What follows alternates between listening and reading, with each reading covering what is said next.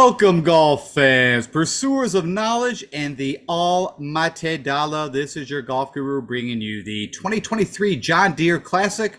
This is my Before the Lock show, where I cover everything from ownership projections, weather, tee time flight advantages. I've got some new models. I got some updates for you. I've got everything you need to know before locking in those final DFS lineups, or maybe some final bet thoughts. And with all that said, thanks for stopping by. Give me about 20-25 minutes. I'll get through all this information for you, and let's go talk a little golf. Okay, so real quick, some updates. As you might have heard, Matt Kuchar was over in Europe trying to qualify for the 151st Open Championship at Royal Liverpool. And from everything I can see, he did not qualify. I don't even know if he made it to the final qualifying round.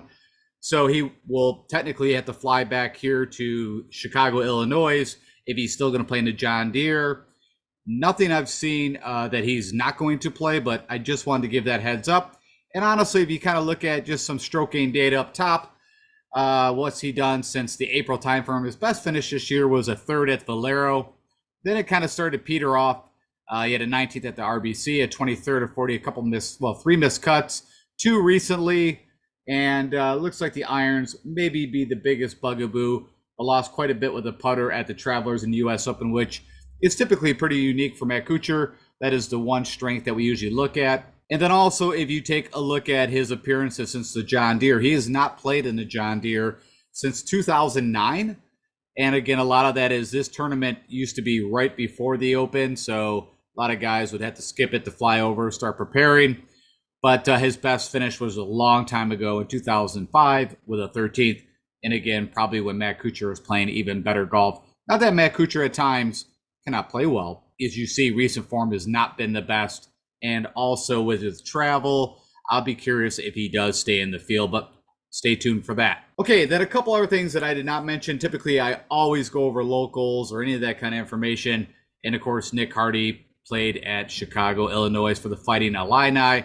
He's actually had a couple sponsor invites here back 2017, 2018, and then of course played here last year. You can see what is typical of Nick Hardy, the putter. He is a good ball striker, right? He had his technically first win on tour with his buddy Davis Riley at the Zurich team event. Stroking and the information does not even show up in Fantasy National, and it's kind of hard to figure out who really did what. All I remember is on like the last hole when I believe Davis Riley either chipped in or got it really close. I think he chipped in, which kind of vaulted them above, but neither here or there. I wanted to call that out. I'm not playing them. I'm not on them. But if you want to do the local thing, of course, you can see typically a very good ball striker. It is the putter that typically lets him down. And then over to the right, Eric Cole, who is someone that I am interested in playing. I mentioned that he skipped the Rocket Mortgage. Well, what I didn't mention is that he actually went and played in like a mini tour event. I guess it's one of his buddies. It's kind of a charity, kind of mini tour, whatever you want to call it. He actually won that event and won 20 grand, and he donated that. So Eric Cole being Eric Cole, we've seen this before, where if somehow he was not in the field at the event with his current status or just his ability to get in, he will go play mini tour events still and typically win them. But just a side note, and hence why he's on the cover. So really good guy, everything I've seen. Also, I didn't know he actually proposed earlier this year at Pebble Beach to his wife. So just a total side note there. And then the last thing, some field updates. Of course, if you look here, we've had some withdrawals way back on Saturday. So Brandon Wu, CT Pan, and Vincent Norman. We know that CT Pan is still working through that wrist injury. Kind of hurt me. I don't even know what was that, the Travelers. I forgot where I played him, where he like WD'd the morning before. I don't think anybody got that in before the lock, and was playing really good golf. And then all of a sudden, I think the wrist is fired back up. You also had Charlie Hoffman pull out, and then it mentions there Peter Quest, who I already talked about in the preview show, got in because of his top, he finished 4th, I believe. Webb Simpson, WD, no reason why. And then Luke List, pretty recent, pulled out, so Scott Brown's in, which is not a bad fit for this course. And then, which I think still Draftkings is showing Brian Gay in the field, but he has pulled out, and now you got Two Gloves, Tommy Gainey in the field. Kind of interesting. I guess he's got a back injury, but I don't know a lot of people that were going to play Brian Gay. We're not on Bermuda Green, so not that his game would be terrible here. He's an amazing putter, does keep it in the fairway, but usually where we think of Brian Gay, right, winning the Bermuda multiple times, typically that's where he does his damage. Okay, real quick on the weather, and I looked through this. It was kind of funny. It stated literally that I guess the model they use was having a hard time to predict when the rain's going to come in, but it looks like mostly it'll be like a Friday night, Saturday morning. Right now on Thursday, everything looks fine, but that would be right now the heaviest wind. So we'll jump over to Wind Finder because what it's showing, which I have a hard time ever agreeing with this. Whenever I see it's going to be windier in the morning and calmer in the afternoon, it seems like that never works out. But right now, that's what Wind Finder's showing. But we'll go look at that. But side note, the highest winds, gust up to 18, would be on Thursday. And then really no other issues except for possible rain and maybe a little bit of electricity. Looks like Sunday could be the possible, I take that back. Saturday morning could be the highest possibility of some showers and maybe a delay. But we'll have to see how that all goes. I know here in the Midwest, we are going to be getting thunderstorms, and it's going to be probably raining there today. So the course should be pretty soft for these guys to fire low. Hence why I'm a little bit interested in some of the morning guys on Thursday. All right, for somehow I missed this, and with irons, I missed it in the preview show. Typically, I always do this, but really this is an event that we really need the guys that can play irons. So I apologize for that, but here you go. Here's my Iron Man, and what is this? This is looking at the guys who hit the irons the best, and also I pull in the top 3 proximities, or whatever proximities look like they're going to be very prevalent for this tournament.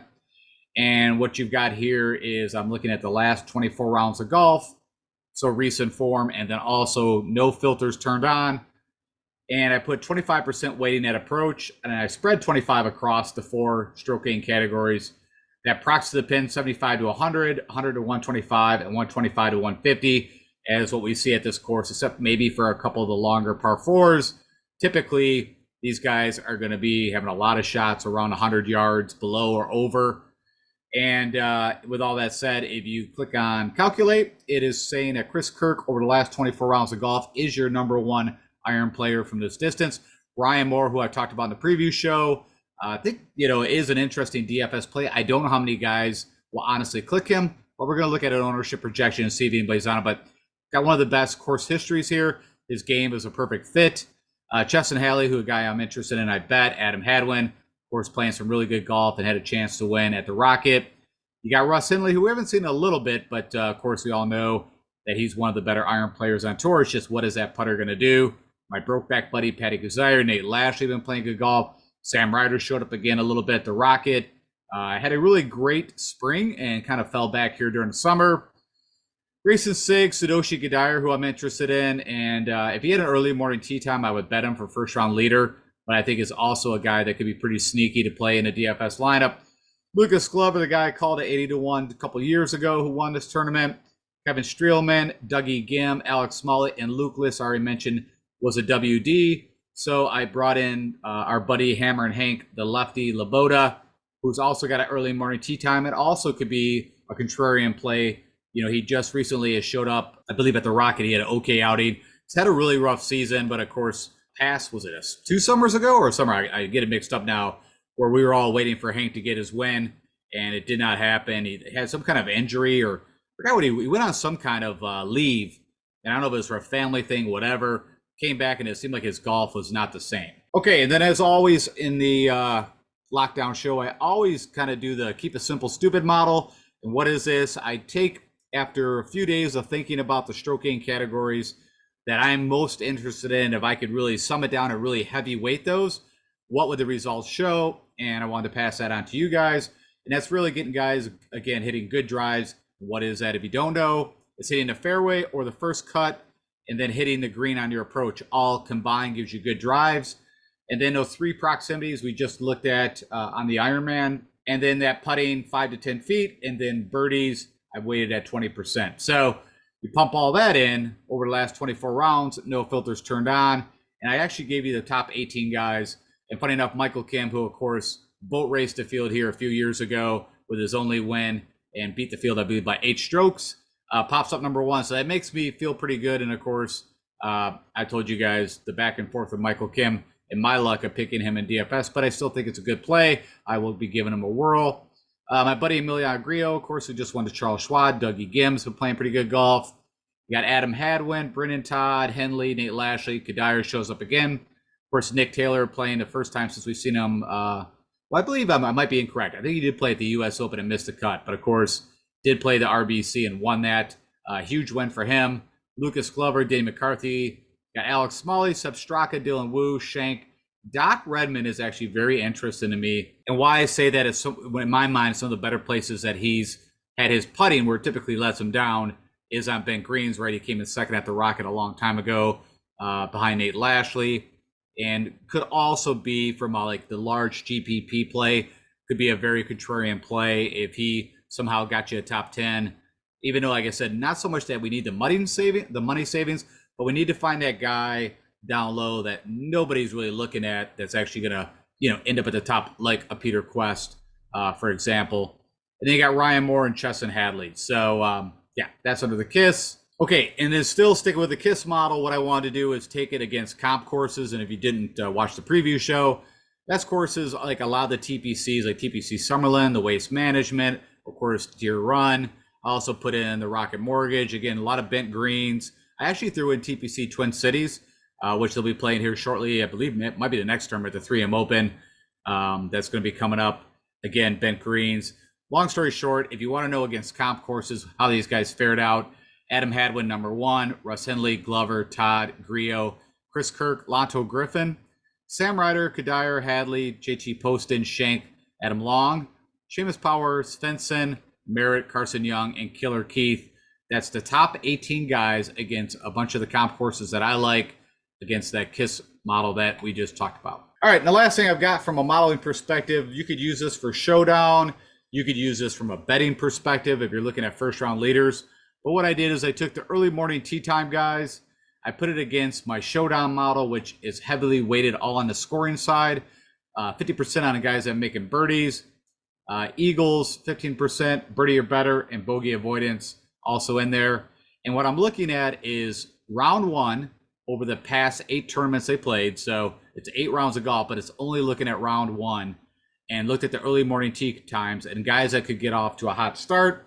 Come out to Mark Hubbard, Colin Taryn, Nate Lashley, Stefan Yeager, Kirk, Gim, Todd, Ches Reavie, Taylor Moore, Chesson Hadley, Danny McCarthy, Andrew Novak, Marty Dow, Killer Keith, Tanya Goyo, Shank, Palmer, Adam Hadwin, and Justin Lauer to kind of round it out. And I just want to, again, this is stuff that I do when I play Showdown, or if I'm doing, I want to build some teams that are, AM, PM, or of course flip that around and look at guys PM, AM. Usually, like I said, if I'm putting first round leader bets, I'm looking at the guys early in the morning, fresh greens. We always know typically the winds are down and the course is typically a little softer at that time. Okay, with all that said, let's go jump over to Fantasy National. Let's go look at ownership projections. We're going to look at Win Finder. Just take a quick look at that, show you where you should pull if you are playing Showdown, and then wrap this thing up, get you guys out of here. Okay, I've hopped over to Fantasy National, and as always, I highly recommend this tool if you are doing any golf, DFS, or betting and want to do deeper analytics on your own. Okay, that's my plug, and now moving on. As always, we're going to be looking at the DraftKings pricing, and what we always want to look at is how many lineups have actually been generated out of Fantasy National into, pumped into DraftKings. That's going to give us a number. That's pretty good. 7,000 entries over. I think the Rocket by this time, I'm doing this around Wednesday, around noon Eastern. So that's going to grow. But right now, that's a good sample that we feel comfortable with these ownerships. And if we want to click on this, this is the number over here we're going to want to look at. Your number 1 highest owned is Russ Henley, followed by Griot, and then Denny McCarthy. So there's the chalky guys. Also the expensive. Griot would be the cheapest of the 2. Eric Cole, who's on my cover, which no shocker, and a little plug to my uncle, who has been telling me to bet Eric Cole. He actually told me to keep an eye out for him at the Rocket Mortgage, but of course he didn't play there, and I let him in on that. But he also said, I like Ricky Fowler. And so a little plug out to Uncle Jack for that. All right, moving along. You got Smalley. Oh, and by side, if you see a star, these were my picks in my player pool, so you can kind of track where that's going. I didn't pick Chris Kirk, even though I still think it's a good fit for him. Just some thoughts on that for myself. Just again, I kind of make my own decisions on how I'm feeling at the moment. Stefan Yeager, Shake, Reavie are all up there in the 15, 16s. And we got Dylan Wu at 15. Nick Taylor, kind of shocked. I was thinking he might be a little less owned, but people are on him. Gim, Hubbard, Cam Young, of course, someone else that I'm not picking. I just, multiple reasons. But Hey, if you want to build more of that kind of bomber lineup, which I think is going to be a little contrarian, would be like the Luvid Egbert, and you got the Cameron Young. Those guys, you could definitely do that. Of course, Carson Young, Glover. I'm excited about playing. Those guys are all over 10. And Taylor Moore, of course, who did it all with the putter at the Rocket Mortgage, is at 12. Cheston Hadley, funny enough, is at over 11%. Seabev's at 11. Taryn Ludwig at 10. Michael Kim at 10. You got Seamus Power. Not a lot of talk about Seamus, but also I think it's a pretty good fit. My buddy Justin Lauer, who I was hoping could have pulled out the Rocket Mortgage, but it's been putting really well, of course, on these bent greens as of late. Got Ryan Palmer with a little resurgence this year. Lashley, Patrick Rogers, Sig Strakatad. There's my Kadir, which is around 7.7. Sam Ryder, and now I'm going to kind of move your past winner, JT Poston, not getting a lot of love at 6%. A lot of that is he's had a rough season. There's Ryan Moore right there at 5.5, so he is getting. Nick Hardy, the local that I just talked about, is at 5%. Akshay is kind of fallen out of love a little bit. Kuchar, again, would be a good fit. I'll be curious if he actually ends up playing. We talked about the travel and trying to qualify for the Open. Carl Young, Marty Dow, just looking at all less than 5%. My buddy Chad Ramey is less than 4%. I think could be an interesting play. Just a really good putter. Usually keeps it in play. Remember, he popped up. So he won Corrales, and then he also popped up, and I think he led after day 1 or day 2 at the Players. Scott Piercy, of course, pulled out last week. I have no clue why, so I'm a little nervous about that. S.H. Kim. Will Gordon, which I think is a really good ball striker. Typically, you guys know I've been on him, but he's less than 3%. So I might have to put like a ball striking lineup together. My buddy Bramlett, who let me down, I was hoping he would pull it out at the Rocket Mortgage. I can go ahead and just click Luke Liss off because he's a WD. Troy Merritt getting a little bit of buzz. Typically does show up on bent greens. And for whatever reason, shows up at the Rocket Mortgage, but it's just been brutal this year. And I think he's had like 14, 15 missed cuts in a row. So I don't know if I'm going to get there, but if you're interested, and of course in the GPP, you have to zig when everybody else is zagging. So I don't have a problem with that. My zag would be probably Kevin Chappell here. I don't know how much Kevin Roy I'll play, but he is somebody I was interested down here. Kelly Kraft could also be. I told you I bet him for a cash out opportunity. Jonathan Bid. Sometimes he will pop up, especially first round. It's kind of interesting. And just scrolling through, see if there's anybody else. Ryan Armour is probably a good fit for him this course. MJ Duffy. A little interest in at that less of ownership. There's my buddy Bryce Garnett, which is less. I am playing him. I mentioned at 6,600. He's had some really good showings at times, like one round showings. I forgot which tournament I mentioned that he led. I think I talked about in the preview again. I already blanked about it. But, he does have that ability. It's just, again, like a lot of guys, can he do the putting? Lato Griffin, I'm just still not sure where he's at health-wise. I talked about that Doc Redmond play that could be very, contrarian, something that you might want to think about. If, again, in a large GPP, to just really differentiate. The guy that I'll call, I should call like the shocker picks that would just come out of literally nowhere would be EVR. And you guys, if you've been with me for a while, you know how much that I think he's just got an elite iron game. But, man, his driver has always been a little suspicious. Of course, like anyone, he can get hot with the putter at times. But his game has been so bad this year. But if anyone just all of a sudden popped up on the leaderboard out of nowhere and just, the shocker would be EVR for me.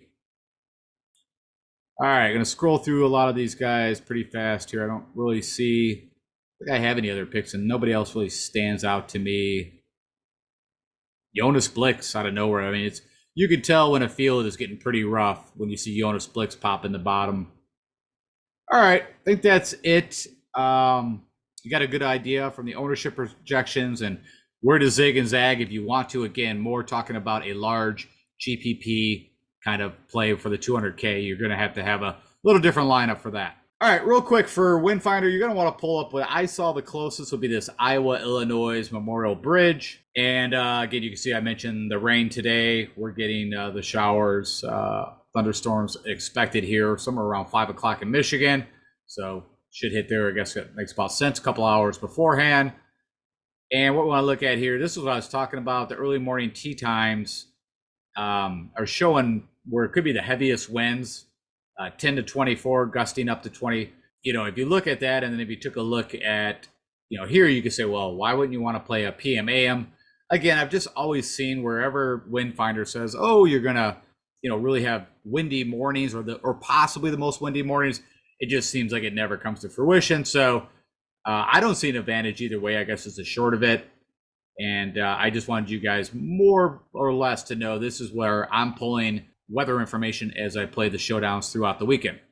All right, I think that's all I wanted to cover. Let's jump out and get this thing wrapped up for you. All right, as always, thank you for spending some time with me. Again, as I've mentioned, we did cross that 2,000 subscribers, so thank you so much if you are new, or of course, if you've been with me for the past few years.